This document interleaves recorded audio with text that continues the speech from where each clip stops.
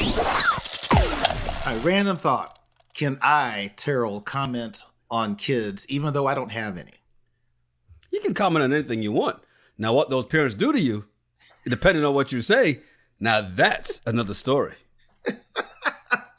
Hey, welcome to the show. I'm Yanni Rude. And I'm just Terrell. You ever been out somewhere and overheard two people having crazy conversations? Well, we are those people. We've been having these conversations since college. Yep, it's the Regular Guys Random Thoughts podcast. The start of season 4. Wow. Episode 138. Be sure to like, subscribe, rate, and leave a review. You know, this is going to be an amazing season because it is season 4. You know, that's my number 4. So, you know, not just from the 4 horsemen, but it's my number. So, yes. Okay. Well, still, who knew? This is, we've been doing this now over 3 years. Who knew we'd have done this? So I asked the question about, can I comment on kids? Because I was at a party Saturday, and adults, kids alike, all around. So I'm just talking to a lot of adults, and some of the adults are talking about the things their kids do that they don't like, and they made this comment. A lot of them made this comment. Kids today are just different. Oh boy. It's just different how they're like this. When I was growing up, we didn't do that. And I was drinking. We had Jello shots and all that stuff. So I didn't say anything, but I was processing it like the next day, and I'm like, wait a minute. Are kids different, or the parents are different? Because if I think about the animal kingdom, lions have been raising cubs the same way since the beginning. Every animal's been raised the same. It's not different. So with kids, is it the kids are different, or these parents are different and they just don't want to own it? Okay. Maybe you may think of it a little differently if you think of lions raising cubs out in the wild and those raising them in the zoo. It's a little different. They're still lions, but it's a little different. It's just like, if I remember correctly, some of these kids, well, they've got iPads, right? Well, yeah, no lions have iPads to give the kids to keep them quiet, right? However, in the zoo, you don't have to worry about them, there's not a whole lot of places they can go. You know where they are at all times, but they are different animals, right? So is there a difference? Yes. But who is that on?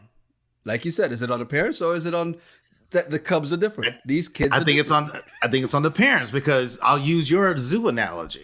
In the wild, they got to fend for themselves. Yeah. In the zoo, the parents aren't going to the little cub. Do you want some meat? No, you don't want to eat meat? Okay. Do you want a carrot? What do you want? I'll go out and we'll tell the people to bring us something different. If you don't like this, but they do. Same principle. Hey, sit right here. The food's coming. The food's coming. The waiter's going to bring us our food. They still raise them the same. They might be in a safer environment. And I would say today's world, kids are in the zoo because you have access to technology. You can track their whereabouts on every app and all that, where that couldn't happen when we were kids. Right. But I just think about some of the things I hear parents say, and it's so odd to me. But I get that look because I don't have kids, dare I say it, because when you hear a parent complain, how was your weekend? Oh, Mika was insane. It was just running back and forth because my kid's in this and this. I got to take them this and this and all that. And I'm thinking to myself, well, who signed them up for that? You did, right? So then that's your fault. Don't blame the kid and their activity level that they're so busy. And then it was funny at this particular event we were talking, and I was like, well, is your kid good? And I even asked him that. So is your kid good at the sport? Because the kid kept forgetting his cleats, and they would have to run back home, get the cleats. And I was comes back with a trophy after every season. I wore cleats to the game when I played as a kid, but now they wear slides and want to look cool and all that stuff. And I was like, well, is he good? Like, if he's not good, then why do you keep him in there? And then I asked the parents, I'm like, so let me ask you this. If your kid sucked at the sport, do you still let him play it? Or do you tell them, hey, you're not embarrassing the family name going out there looking like crap? You need to find something else that you can be decent at. But of course, I look like the mean person if I say that because I don't have kids. Yeah, you don't have kids, but it doesn't mean that you can't have an opinion. However, you would be better off generalizing as you're doing right now than trying to be very specific about your kid. Hey, I've seen your son play. He shouldn't be out there. You should be ashamed of yourself, and may God have mercy on your soul. Now, I wouldn't be specific. I wouldn't. the question about whether it's the parents' fault or not, right? I guess the real question becomes, because you brought up a great fact. Between the zoo and the wild, you're not sure in today's kids and yesterday's kids. I mean, we were kids, right? Today's kids, you're tracking their every movement, everywhere they go. When we were young, did our parents just not care? All right, come back in when the lights come up. That's it. That's all they could do. That was the only option, right? But I think even with technology, right? I think a lot of the ways that we were raised, and I'm talking about the ones who were raised well, not the ones who got beat and abused. I'm not talking about those parents. But the way a lot of people were raised by their old school parents, I don't understand why you can't apply some of those same things today, even with the fact that you have technology. And here's what I'm talking about. I hear a lot of parents who have teenagers, right? I have a coworker talk about, things she has to do for her daughter. I'm like, why isn't she doing any of that? Like, she's old enough, right? Yeah. She's not doing her own. Like what? Laundry. Oh, yeah. Yard work. No. Cleaning, just basic cleaning in the house. No. Those type of things are basic. Why can't you make them do that? Yeah. I don't understand that. So I do believe it's more so on the parents right now, right? Because I think I saw this on TikTok the other day about this woman who's like, well, I'm not going to let my kid go out and work. My teenage kid get a job, right? And I can kind of understand the mentality she has. Like, you have the rest of your life to work. Enjoy life. You need something, I got you. However, how are you preparing that child for life? Right? Right. Because here's the problem. When you say somebody doesn't know, and I really feel sorry for single people out there, especially younger single people, because I'm going to make a very generalized statement here, but I keep hearing about all these women who don't know how to cook. That's a problem. And it's not just the women who don't know how to cook. I'm just talking about, because guys, you should know how to cook too. One of the things my mom made sure I knew how to do growing up was everything. Okay?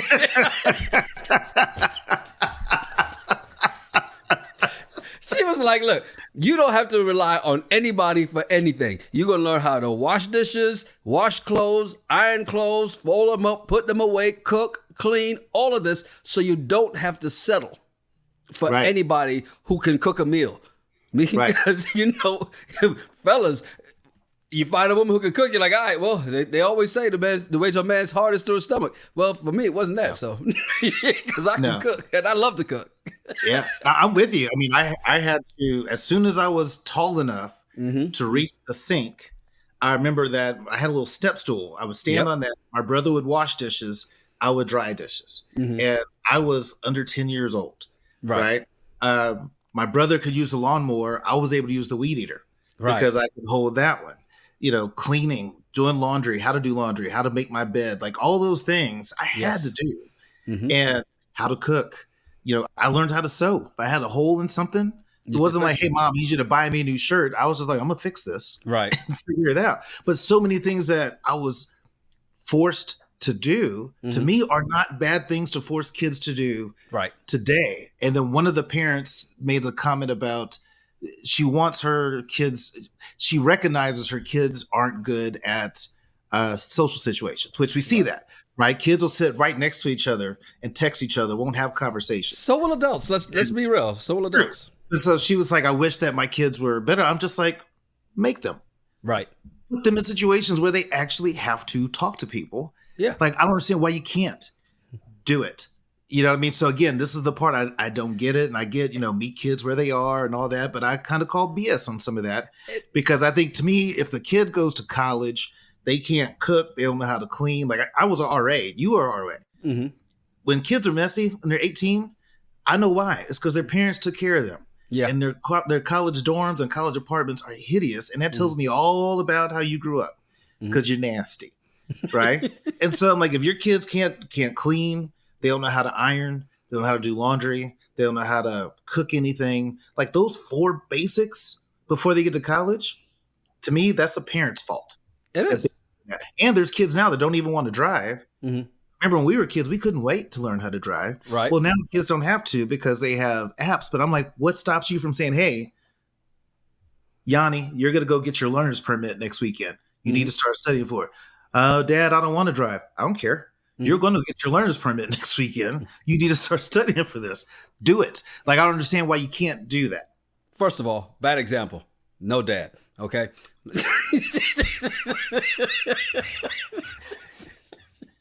We don't know that bastard. Anyway, no. I didn't mean to pick the scab. Sorry, I didn't mean to pick the scab. No scab. We just no acknowledgement to those who weren't there. No, we don't give credit to anybody who doesn't deserve it. No, but seriously though, it does come down to the parents, right? And it comes down to teaching the kids and giving. It's not like, oh, you can't force them. Oh, theirs those different. Oh, they don't want to. What do you mean they don't want to? That's like, and my daughter's 3. Okay, so it's a little different. And I know she's going to get older. And she's going to have her little attitudes at times. And one of these days, she's going to slam that door. And then she's going to come back and realize there's no more door to slam. Because I'm not going to play those games. You can have your privacy, but what we're not going to do is this kind of nonsense. And I'm sorry. Right. And it's not, the thing about it is, I think you'll hear some parents say, well, we can't do this anymore because, and it's not the way it was. The old way was the old way. This is a new way of doing it. Yes, there are ways of having conversations with kids and children and making them understand certain things. And there are ways to do that. But there's also a way to teach them other ways to get stuff done and how to approach life. And I'm sorry, a lot of these folks are not ready for life.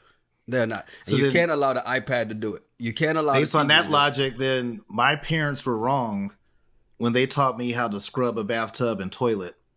When I was a kid. They shouldn't have done that because that was bad. They were wrong when they taught me how to actually detail clean a garage, pull stuff out, clean all the corners, get the cobwebs up in the top. They were wrong in that one. Okay. That's how to cut the grass, how to cut in certain angles. They were wrong. People Man, have house skills that they don't even know about. I was abused. Goodness. Is it too late? CPS. Yeah. Is it too late to call CPS? What's the statute of limitations on child abuse? Because I got some stuff I want to talk about from 1984. If your mom is anything like mine, she's probably going to say, hey, Terrell, so I was listening to the podcast. Go ahead and call them. Yeah. Go ahead and call them. I polished silver. I was in 5th grade, polished silver. Yeah. Like we were just doing we had to just do all these things, but my brother and I could cook enough, to be able to eat until my parents came home. But it's just very interesting, just the things I hear from parents. But again, I don't want to say anything because I don't have any kids, but exactly, I still stand by what I said. So know your role and shut your mouth. Problem is, those little hellions are going to be getting into my world when they come 18. That's the problem. You're going to have to hire them, and they're going to listen to damn thing they're going to be working for me. I'm like, God, your parents did you a disservice. You're terrible. Yeah, horrible kids make horrible adults. Let's just make that clear. They don't just change when they turn 18, all right? No. Which is why it's funny we're having this conversation, because as we get into For the Love of Sports, you're talking about somebody who not just uses, but also cherishes this old school manner of doing things. And that's Coach Prime time. When he went to Jackson State, it was a big deal. When he left Jackson State, people made a big deal about it. He goes into Colorado and tells them from the get-go, hey, some of y'all ain't gonna make it. If you don't want to do what I want you to do, you might as well hit the portal right now because I got some dogs coming, right? And he overhauled that entire system. I think they had did they say 3 players returning? 3 returning players? They had 3 returning starters, 19 of them were new. So they were started 22 lineup. Mm-hmm. 3 of them were the originals. And then also, I think it was 50-something other players. Yeah, 60. Yeah. A total of 68 new players on that team. And I think the 3 starters are the only 3 people that he actually retained from the old. Right. Yep. A whole new team through the transfer portal, people coming in. And it's the thing that surprised me, because of course this weekend it was a big noon game. And this is the one that a lot of eyes are on, because what is Coach Prime going to do against TCU, who was in the national championship last year? Let's not understate how good TCU was last year, because TCU beat Michigan in the playoffs, then got monkey stomped in the national championship game by Georgia. Like, Jesus. TCU, the Horned Frog, became a stuffed animal to the Bulldogs.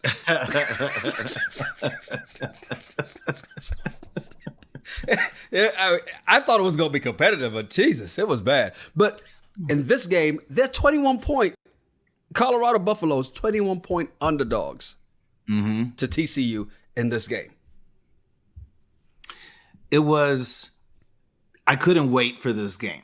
And really, I just wanted to see what Coach Prime was going to do. And I think you had half of the world can't stand Coach Prime because they consider him cocky and they want to see him fail.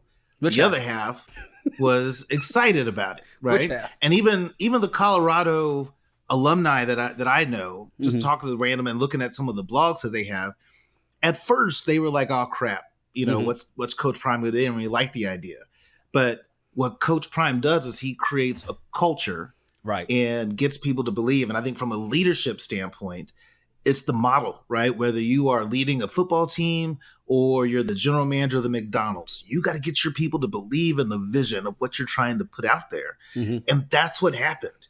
And to see that these kids came out not scared, and this is the first time they've all played together. Most of TCU, they know each other. They've been playing well together. And to see what they did, to see his son, Shador, look so poised in the pocket, 510 yards, 38 for 47 passing. Chandler Morris was 24 for 42 with 279 yards. I mean, they dominated on the offensive side of the ball. It was awesome to watch. And the whole time I kept thinking like, okay, well, they scored first. All right. Okay. Then eventually TCU is probably going to maybe run with this. And it was just this back and forth game. And it was just phenomenal to watch. It was a back and forth. That fourth quarter was amazing to watch. I think the key thing in this too was when you look at what Shador did, even just from him alone, right? You look at him. He had 4 receivers that had 100 yards or more, 100 receiving yards or more, right? On any other time in the history of Colorado, only 2 receivers have ever done that. But now they had 4 in one game, right? I think also, and we're going to always highlight Shador Stevens, but the thing I want to point out too, like Dylan Edwards had a very bad fumble in that game. He's a running back. He's played for Coach Prime since he was a kid. Yep, since he was 4. Because you got to think, Coach Prime started with the kids first and brought them up. So here he is on a collegiate level, play with him. He makes a big mistake in this game. It's a turning point in the game because all of a sudden TCU takes their first lead, right? Coach Prime doesn't sit him. He'd already told us he's going to make a big impact on this game. He puts him back in, and this man shows up and shows out again. And that's what you're talking about, that belief, right? That belief in the players and having them believe. And also, hey, if you're not cut out to do the work that's going to be done here, then you got to go. You can't stay here. Yeah. Honestly, from a leadership perspective, what Coach Prime is doing, this is the blueprint for what you should do. There's nothing wrong with looking at people saying, hey, you're not good enough to be here. Right. You should probably look for something else. There's no transfer portal in the work world, but you might want to be, nothing wrong with telling somebody, hey, you're not doing well at this. So unless you really want to try hard and get better, I'm going to start performance managing you out. Yeah. And so you'll be gone probably in 90 days because there's no way you're going to handle this performance improvement plan I'm going to put you on. So you might want to start looking. You know what's so interesting about that, right?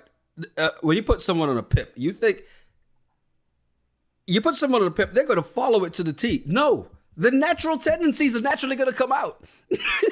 That performance improvement plan, you can lay it out. Here's what I want you to do Monday, Tuesday, Wednesday, Thursday, Friday. And by Thursday, they have already screwed up half of the list anyway. Because that's why when you said 90 days, and people are like, well, that's 3 months. That's easy to do. It's probably one of the hardest things for people to do is if that's not in their nature to do it. And I say for what Coach Prime has done, and like you said, getting them up to the level. He knows what they can do. He's just having them perform to their level. And then those who can't stand on that level, they can't be there. And what I like about Coach Prime is he's making sure that the target is on him and not on the players. That's a good call out. He did do a good job of that because he's been the one taking the heat because everyone was talking trash about, you got a quarterback from the SWAC, you got all these new people and, they didn't believe in him and what he was building out there. And then you look at what Travis Hunter did. You're telling me you're going to have your best player playing both sides of the ball. How long do you think he can do that? How many snaps did he get? Like, they're just asking a whole lot of questions. And he's like, look, he's a dog. That's it. Did you? That did you Joker see had the- what I think before halftime he was was it halftime or was it just halfway into the second quarter? He's like already over 50 snaps. Yeah. Like what the hell? Yeah, yeah. The dude was just phenomenal. And did you notice that? I think Shador has an L on his jersey, and Hunter had a D on his jersey. And Dion doesn't believe in calling people captains. He says, "I have leaders and I have dogs." And Shador is the leader. Travis Hunter is a dog. And so I was like, that is hilarious. I mean, he's just doing his own thing. But again, everybody is embracing and believing in it. I can't wait to watch them play Nebraska next week. They're going to be something that everyone is going to be watching. And Colorado has not had this much attention on them in football in decades. Yeah, it's, So the school has to that. appreciate Yes. and love it. Yeah, they weren't like a good program. They've been terrible for a long time since they came out the Big 12. They were good terrible. back in the 90s when you had Cordell Stewart playing there, and then after Cordell you had Rashawn Salam who won the Heisman Trophy. That was the last time you heard of Colorado. Yeah. Here's the thing though, because what I like about Dion doing this with a program that has been pretty much irrelevant for almost 3 decades, if not more than 3 decades, right? Is that he told people, yeah, I had other offers, but I get to do it my way here. Because a Right. lot of people weren't willing to let him do it his way. Colorado said, well, we were 1-11 last year. What the hell else can we do What do wrong? we got to What are we lose? going to do, 0-12? It's not that much worse. And they gave him the keys to the car to the point that, remember when he got hired and they said his salary, and they asked the athletic director, well, so like, y'all have that kind of money to pay him? He goes, well, we don't now, but we will. Yeah. and he put season tickets on sale, and well, we got it. Yeah. The excitement that's in there and what he has brought to that organization. I'm so glad he's doing it at a school like Colorado. Why? Not because it's in the mountains and it's cold and it's so far away from everybody else. No, couple things. One, he's going to transform that town alone just in the perception of the football team, right? It can help people in that, but it's going to transform a lot of other people and open doors to so many other people because the fact that he's doing it with a program that wasn't good. He's not coming in inheriting players. He brought his own, and there are more coming. And they're coming next year, and the year after that, and the year after that. And he's building it. If he went to Florida State and did it, we go, well, it's Florida State, right? Him going here and doing it, this is a hell of a story. And I'm with Coach Prime all the way on this one, man. I mean, after Notre Dame, of course, but yeah. Yeah, no, I am too. And what's going to be great because you got to factor Travis Hunter's probably gone after this year to the NFL. Shador potentially could be gone to the NFL after this year. Yep. The other son, that's the cornerback or safety, he could be gone after this year. Yep. So the 3 things that keeps Dion there are going to be gone. But Dion can recruit his butt off. Yes. And everyone is watching this and they're seeing what's going on there. And it's not just the top players. They're not all 5 stars. Right. But he has the ability to find that good talent and get them in and they can perform like 5 stars. So it's good. I mean, if you look at the size, like TCU looked bigger than Colorado. And everyone talked about that, about their size difference. Those kids weren't scared. No. And the deficiency for them is this is where they're going to have to get better in the coming seasons, right? Because this is the thing people say, well, this is not the SWAC, so this is Division I. This is going to be, look, these are some of the best players. Travis Hunter was the number 1 cornerback coming out of high school. Shador Sanders was actually recruited by Florida State. And then he ended up committed to Florida Atlantic because he wanted to start. And then he ended up going with his dad to Jackson State. But understand, these are not just, like you said, maybe not all of them are 5-star, but they're still good. But his offensive line and his defensive line, they're going to have to get bigger and better because that's where his weakness is. But as they play this season, and they were good, because the first thing you thought when TCU got up there and said, let's go quick pace, they're like, oh, crap. Well, are they going to be able to handle it? Well, got him off the field quickly. And then all of a sudden, Colorado goes up and goes, let me show you what quick looks like. Yeah. I saw that too. I was like, oh, really? So You think nobody's doing huddles. No one's huddling. Okay, let's go. So y'all think you can use hurry up offense? Let me show you Yeah. no pause offense, because they just I was like, yo, are they at the line already? And one of the stars is on offense and defense. So even if they get him off the field quickly, he's still going back in and dominating. Hey, funniest thing about it, Joel Klatt, who was a quarterback for, matter of fact, he was number 4 on the list for Colorado quarterbacks for most passing yards in their first game ever. And so he's calling the game. And one of the things he's like, look, yeah, in high school I played both ways, but I was the quarterback. I wasn't running routes. He said, this guy's out here, Travis Hunter's out here running routes on almost every offensive play, then goes out on defense for every defensive play and running those routes in reverse. Right. I was like, you know what? That's an interesting way to look at it. He's running them and then running them in reverse. Yeah. And that pick that he got was just awesome. Did you see how the students were yelling at throw it towards Trevor or Travis. Uh-huh. And then that same play, he got the interception. He looked up at him. Who said it? TCU fans got upset. I'm like, man, that's one thing you don't do is don't intimidate somebody who's bad enough to run both sides of the field, offense and defense. That's a dude you don't want to mess with. You're like, no, that's your girl now. Yeah. Oh, yeah, man. I can't wait to see what happens for the rest of the season, man. As we get into this bullshit, though, I saw this study, right? And I had to bring this to you because I can't believe what I'm seeing. This was published in the Journal of Studies on Alcohol and Drugs. And I'll be honest, it's not like I went looking for this. It showed up in rgrtpod@gmail.com, let's be honest. But they enlisted 8 pairs of men to test the prevalence of the alcohol-induced mirage, a.k.a. bear goggles. And the Stanford University professor, Dr. Molly Bodring, said, conventional wisdom would suggest that alcohol leads people to perceive others as more physically attractive. And they're saying this study says that's not the case. I don't think they asked the right question. Yeah, the question should have been smash or pass.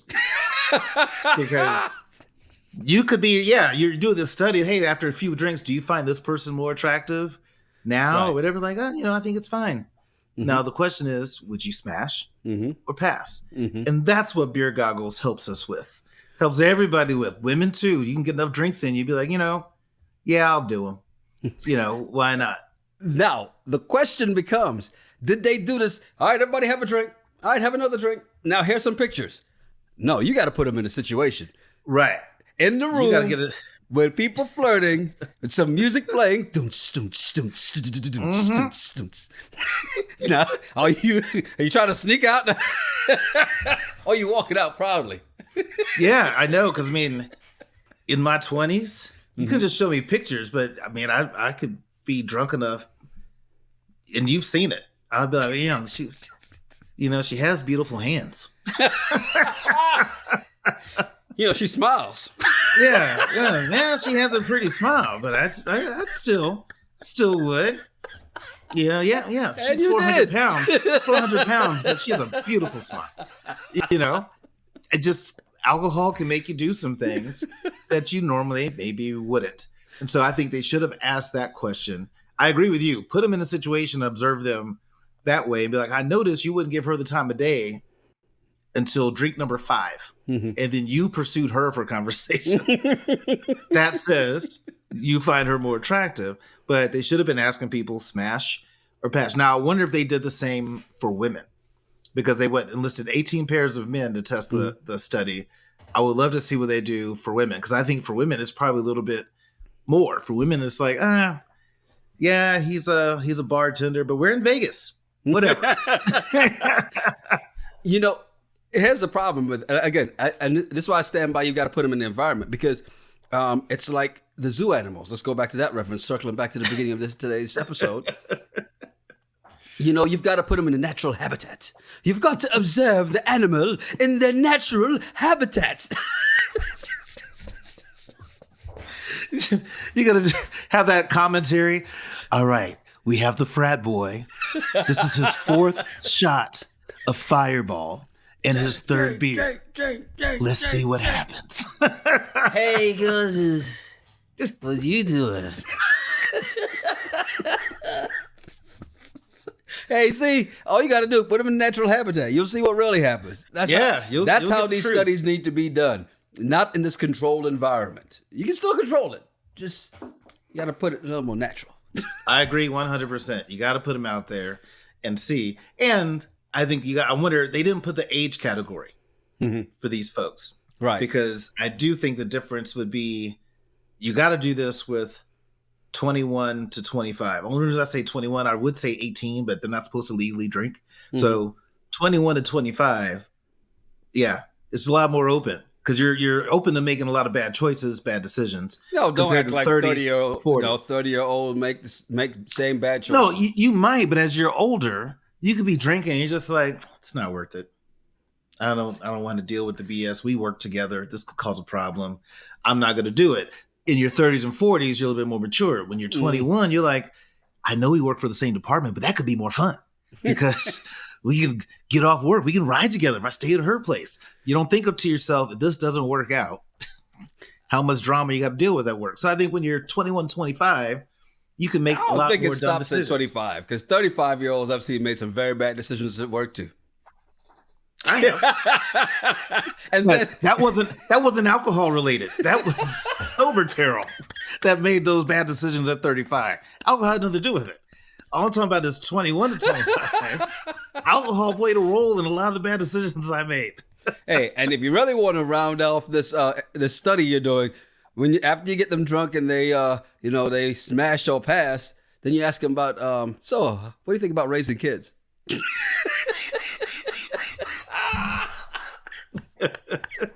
All right, let's get out of here. Don't forget to like, subscribe, and hit the bell for notifications. I'm Yanni Rude. And I'm Just Terrell. Make sure you follow us at Yanni Rude, at Just Terrell, and at RGRT Pod. Yeah, send us some of your random thoughts or some of the bullshit you find on the internet. We'll talk about it on a regular show. It's the Regular Guys Random Thoughts Podcast. Cheers. Cheers.